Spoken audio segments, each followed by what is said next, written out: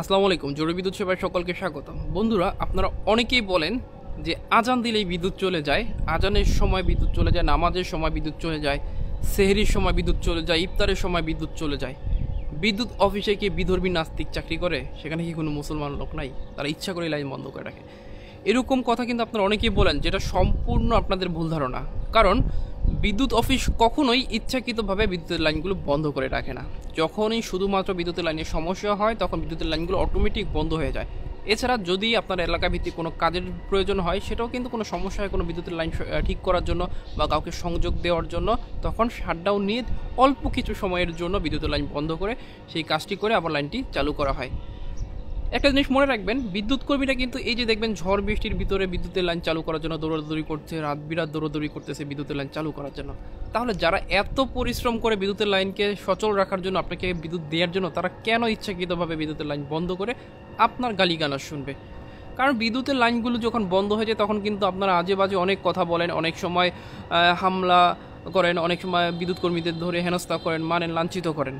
তাহলে জেনে শুনে কেন ভাই বিদ্যুৎ কর্মীরা লাইনগুলো বন্ধ করে রাখবে? আপনি যদি আপনার হাতে ফ্রি সময় থাকে, আপনার যদি জানার ইচ্ছা থাকে, আপনি যে কোনো একটা বিদ্যুৎ অফিসে গিয়ে যদি বিদ্যুৎ ব্যবস্থাপনা সম্পর্কে জানতে চান, আপনাকে অল্প সময়ে তারা বলে বুঝিয়ে দিতে পারবে। এছাড়া যদি আপনি আরও ভালো জানতে চান, আমাদের বিদ্যুৎ কর্মীদের সাথে প্রয়োজনে একটা দিন সময় দেন, একটা দিন ঘুরেন ফিরেন, তাহলে দেখতে পারবেন, বুঝতে পারবেন যে বিদ্যুৎ কর্মীরা কতটা স্যাক্রিফাইস করে, কতটা কষ্ট করে তারপর আপনাদের বাসা বাড়িতে বিদ্যুৎ পৌঁছে দেয়। এই যে বিদ্যুৎ ব্যবস্থাপনা কিন্তু বিশাল বড় একটা ব্যবস্থাপনা। উৎপাদন কেন্দ্র থেকে কিন্তু সরাসরি বিদ্যুৎ উৎপাদন হয়ে আপনাদের ঘরে পৌঁছায় না, যে সরাসরি কোনো লাইনে সমস্যা হবে না, 24 ঘন্টা আপনি বিদ্যুৎ পাবেন। এখানে বিদ্যুৎ উৎপাদন হয়, তারপরে সঞ্চালনের মাধ্যমে এরকম সাবস্টেশনে আসে, এখান থেকে আবার লাইনের মাধ্যমে আপনাদের এলাকা ভিত্তিক সাবস্টেশনে দেওয়া হয়, সেখান থেকে লাইনের মাধ্যমে আপনাদের বাড়িতে পৌঁছে দেওয়া হয়। এখানে শতে শতে হাজার হাজার কিলোমিটারের বিদ্যুতের লাইন রয়েছে। যদি কোথাও সমস্যা হয় তাহলে কিন্তু বিদ্যুতের লাইন অটোমেটিক বন্ধ হয়ে যায়। ঠিক আছে, এই যে বড় লাইনগুলো দেখতে পাচ্ছেন, এখানে যদি এই লাইনগুলো বন্ধ হয় তাহলে কিন্তু একটা উপজেলা, দুইটা উপজেলা লাইন বিদ্যুৎ বন্ধ হয়ে যায়। বা সঞ্চালন লাইন যেটা আছে, সেই সঞ্চালন লাইন থেকে যেখানে এখানে বিদ্যুৎ এসেছে, সেটা যদি সমস্যা হয় তাহলে এখান থেকে 5-6টা উপজেলা চলে সম্পূর্ণটা বন্ধ হয়ে যাবে। ঠিক আছে, মাত্র একটা লাইন, সঞ্চালন লাইনে একটা সমস্যা হলে কিন্তু সম্পূর্ণ বন্ধ হয়ে যাবে। কিন্তু আপনারা মনে করতেছেন যে বিদ্যুৎ অফিস ইচ্ছা করে লাইন বন্ধ করে রাখে, এটা হচ্ছে সম্পূর্ণ ভুল ধারণা।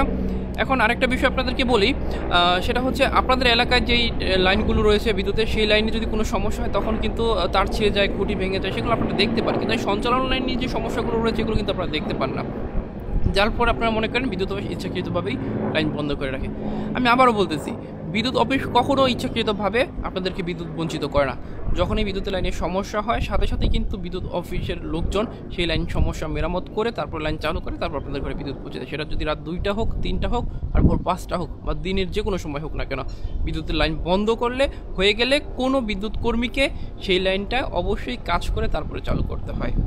তাই কখনোই বিদ্যুৎ অফিসের লোকজনকে গালিগালাজ করবেন না, তাদেরকে হেনস্থা করবেন না। ভিডিওটি ভালো লাগলে অবশ্যই লাইক কমেন্ট শেয়ার করবেন। সকলে ভালো থাকবেন, সুস্থ থাকবেন। বিদ্যুৎ সম্পর্কিত বিষয়ে যাবতীয় তথ্য পেতে জরুরি বিদ্যুৎ সেবার সাথেই থাকবেন। আসসালামু আলাইকুম।